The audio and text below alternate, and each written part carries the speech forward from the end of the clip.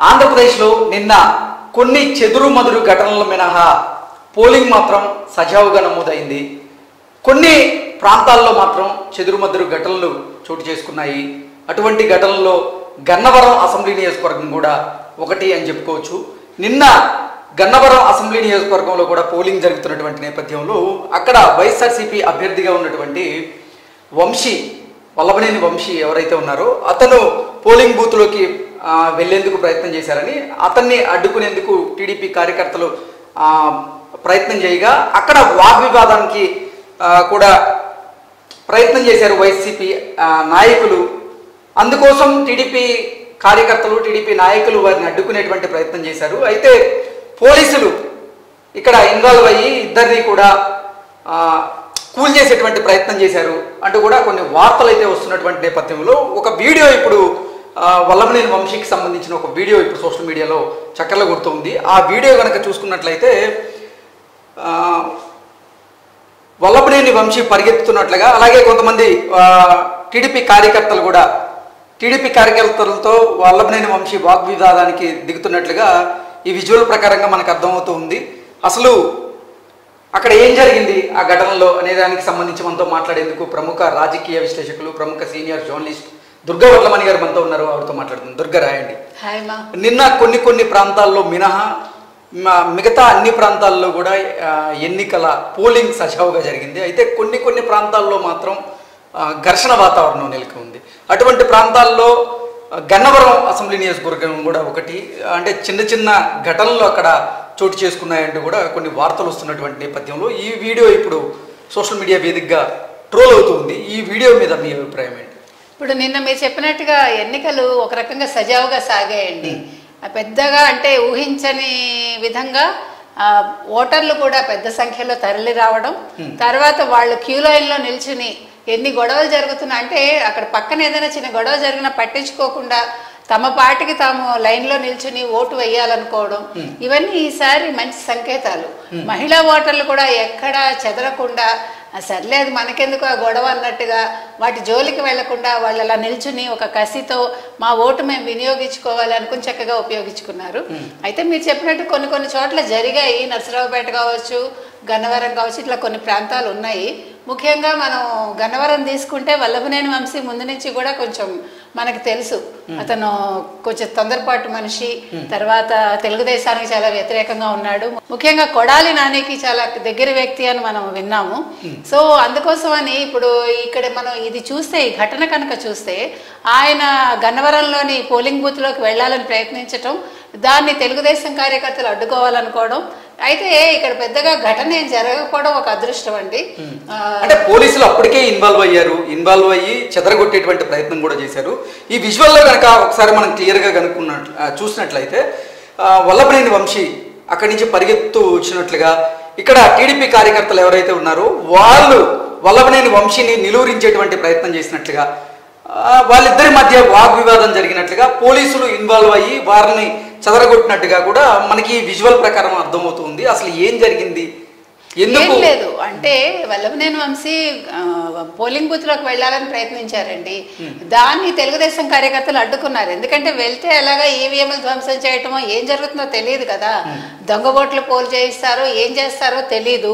ఎందుకంటే వైసీపీ ఓడిపోతాము అన్న కసిలో ఉంది, వాళ్ళు భయంలో ఉన్నారు. ఫస్ట్ ఏం చేయాలో దిక్కుతోచని స్థితిలో ఇంతకాలం వాళ్ళకి జరిగింది, అట్లాగా సాగింది చెప్పాలంటే, జరగటం కూడా కాదు. ఇప్పుడు ఆ సాగుబడి లేదు. ఎందుకంటే ఇప్పుడు పోలీసులు కూడా కొంచెం స్ట్రిక్ట్ అవటం, కేంద్ర ఎన్నికల సంఘం కావచ్చు, రాష్ట్ర ఎన్నికల సంఘం కావచ్చు ఇక్కడ దృష్టి పెట్టడం, ముఖ్యంగా డీజీపీని మార్చడం, కొంతమంది ఎస్పీలను మార్చడం, ఇవన్నీ కూడా మీరు చూస్తే నిన్న సజ్జలు కూడా అన్నారు పోలీసులు మార్చేశారు. అదేంటంటే వాళ్ళు భయపడి ఆ మాట వస్తుంది. మీరు గమనించారంటే నిన్న ప్రెస్ మీట్ పెట్టి సజ్జలు అన్నారు, ఇంతకు ముందు కూడా వరుసగా వైఎస్ జగన్మోహన్ రెడ్డి గారు అన్నారు ఆ మాట. అంటే వీళ్ళు పోలీసులు మార్చడం వల్ల మేము ఓడిపోతాము అని భ్రమలో ఉన్నారు. వైసీపీ వాళ్ళు ఓడిపోతామని భయంలో ఉన్నారు వాళ్ళు, అందుకని ఇవి వస్తున్నాయి. ఓకే, అంటే వైసీపీ నాయకులు ఓటమి భయంలో ఉన్నారు. ఆ భయం నుంచే అటువంటి వ్యాఖ్యలు చేస్తుంటారు అంటారా? తప్పకుండా. ఎందుకంటే మీకు సర్వేలన్నీ అలాగే వచ్చాయి. తర్వాత మన ప్రశాంత్ కిషోర్ కూడా చెప్పాడు ఒక ఛానల్కి ఇచ్చిన ఇంటర్వ్యూలో. అంటే ఒకప్పుడు ప్రశాంత్ కిషోర్ జగన్మోహన్ రెడ్డి గారికి చాలా దగ్గర మనిషిలాగా బిహేవ్ చేసి ఆయన గెలుపుకి 2019లో కారణమైన ప్రశాంత్ కిషోరే ఈసారి ఖచ్చితంగా జగన్మోహన్ రెడ్డి ఓడిపోతారని చెప్పటం, ఇవన్నీ కూడా సంకేతాలు. ఇవన్నీ కాకుండా అసలు మీరు చూస్తే మహిళలే చాలా అసలు వాళ్ళు తిరగబడుతున్నారు. మహిళా ఓటర్లు ఈసారి చాలా కీలకమయ్యారు, యువత చాలా కీలకమయ్యారు. వీళ్ళందరూ కూడా చాలా ఆలోచించుకుని ఓట్లు వేస్తున్నారు. ఈ నేపథ్యంలో వల్లభనేని వంశీ నేను ఓడిపోతాననే భయంతో ఎలాగైనా పోలింగ్ బూత్లోకి వెళ్ళి ఏదైనా అరాచకం చేయాలనుకుని ఉండొచ్చు, లేదు ఎన్నికలు ఆపాలని ప్రయత్నించి ఉండొచ్చు. ఈ నేపథ్యంలో ముందుగా ఈ విషయాన్ని పసిగట్టిన పోలీసులు ఎక్కడికక్కడ తెలుగుదేశం కార్యకర్తలను నిలువరించారు. వల్లభనేని వంశీని కూడా నచ్చచెప్పి ఆయన నెమ్మదిగా ఇంటికి పంపించే ప్రయత్నం అయితే చేశారు. ఓకే. సో ఇటువంటి ఘటనలు ఓవరాల్గా నిన్న ఆంధ్రప్రదేశ్లో చాలా చోట్ల జరిగాయి. ప్రత్యేకంగా మాట్లాడుకోవాలంటే నిన్న పల్నాడులో ఘర్షణ వాతావరణం అయితే ఉంది. ఇటు కూటమికి సంబంధించినటువంటి కార్యకర్తలు అలాగే వైసీపీ కార్యకర్తల మధ్య నిన్న వాగ్వివాదం జరిగింది. అక్కడ నాటు బాంబులు వేసుకునేదాకా, ఒకరి మీద ఒకరు దాడులు చేసుకునేదాకా, కర్రలతో కొట్లాడేదాకా వచ్చింది. అంటే అసలు నిన్న ఎన్నిక ఆ పల్నాడు ప్రాంతంలో సజావుగా జరగలేదు అనేది సర్వత్రా వినిపిస్తున్నటువంటి నేపథ్యంలో అసలు ఏంటి ఆ పరిస్థితి ఎందుకు వచ్చింది అంటే ఏం చెప్తారు? అసలు నిన్న చిత్రంగానండి అన్ని చోట్ల బాగానే ఉంది. ఒక 4-5 ప్లేసెస్లోనే ఇట్లా జరిగాయి. కానీ నాటు బాంబులు వదలటం, తర్వాత ఒక ఇంటిని బాంబు వేసి పేల్చేయటం, తర్వాత కొన్ని వెహికల్స్ పాడైపోవడం, వెహికల్స్ నాశనం చేయటం, ఇవన్నీ చిత్రమైన విషయాలు నిన్నను. అసలు ఎందుకు వైసీపీ కార్యకర్తలు అంత రెచ్చిపోయారు అనేది అర్థం కావట్లే. అంటే వీళ్ళకి వెనకాల నాయకులు ఆ రకంగా ప్రోద్బలంతో చేశారా వీళ్ళు, అది మనకి అర్థం కావట్లేదు. బికాజ్ ఓడిపోతామనే భయంతో వీళ్ళందరూ ఈ రకంగా బిహేవ్ చేసి ఉండొచ్చు. ఏది ఏమైనా కూడా మనుషులు నిల్చుని పోట్లాడుకోవాలి తప్ప, మాటలతో తేల్చుకోవాలి తప్ప, ఇట్లా బాంబులు వేసుకుని భయభ్రాంతులు చేసి రాత్రంతా పాప లోకల్గా ఉన్న ప్రజలు నిద్ర లేకుండా గడిపారని మనం విన్నామండి. ఇటువంటి వాతావరణం రావద్దు. అందుకే అంటే అసలు ప్రైవేట్ ఆస్తులు కూడా ధ్వంసం అయ్యేలాగా నిన్న రాళ్ళు రూపుకున్నారు. కొన్ని ఇళ్లకు సంబంధించినటువంటి అద్దాలు ఏవైతే ఉన్నాయో అవి ధ్వంసం అయినాయి, ప్రైవేట్ ఆస్తులు ధ్వంసం అయినాయి. అసలు ఒక నాయకుడిని ఎన్నుకోవడం కోసం ప్రజలు లేదా కార్యకర్తలు ఎందుకు ఇలా రాళ్ళు రూపుకోవడం, ఎందుకు ఇలా అంటే కర్రలతో కుట్లాడుకునేటువంటి పరిస్థితి దాకా ఎందుకు వచ్చారు? ఎందుకు అంటే రాజకీయ నాయకులు వీళ్ళంతా ప్రలోభాలకి గురి చేస్తున్నారా, లేదంటే అసలు దేనికోసం అని ఇలా ఓటర్లు రోడ్ల మీదకి వచ్చి కొట్టుకోవాల్సిన పరిస్థితి వచ్చింది కొన్ని ప్రాంతాల్లో అంటే ఏం చెప్తారు? అంటే కొంతమంది ఏమో వైసీపీ కార్యకర్తలు, వైసీపీ నాయకులు, వైసీపీకి చెందినటువంటి గుండాలు మా మీద దాడి చేస్తున్నారు, అందుకే ఆపేటువంటి ప్రయత్నం మేము చేస్తున్నాం అంటూ వాళ్ళు చెప్తూ ఉన్నారు.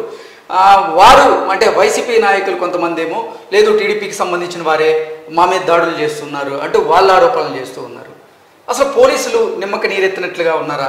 అందువల్లే ఆయా ప్రాంతాల్లో అటువంటి ఘటనలు పెరిగాయా అంటే ఏం చెప్తారు? ఒక మాచర్లలోనే పోలీసులు చేతులు ఎత్తేసారని మనం విన్నామండి. ఇది చాలా దురదృష్టకరం. నిన్న జరిగినవన్నీ కూడా మీరు చెప్పినట్టుగా ప్రైవేట్ ఆస్తులు ధ్వంసం చేసే హక్కు ఎవరికీ లేదు. ఇప్పుడు కొత్త చట్టం కూడా తీసుకొస్తున్నారు. ఎవరైతే ప్రైవేట్ ఆస్తులు ధ్వంసం చేస్తారో వాళ్లే దాన్ని రెక్టిఫై చేయాలి అనే విధంగా వస్తుంది అని మనం విన్నాము. కనీసం నెక్స్ట్ ఎన్నికలకు ముందైనా అట్లాంటి ఒక చట్టం వస్తే కొంచెం ప్రజలకి భయం ఉంటుంది, ముఖ్యంగా కార్యకర్తలకి. దీన్ని యాక్చువల్గా చెప్పాలంటే పార్టీల వాళ్ళే వీటిని నిలువరించాలి. వాళ్ళు నెగ్గటం కోసం ఈ విధంగా చేయటం అనేది తప్పండి. ప్రజల మధ్య ఏమైనా ఉండొచ్చు, కానీ ఇట్లా ఆస్తులు ధ్వంసం చేసి ప్రజలను భయభ్రాంతులకు గురి చేయటం మాత్రం సరైంది కాదు. ఓకే అండి, థ్యాంక్ యూ సో మచ్.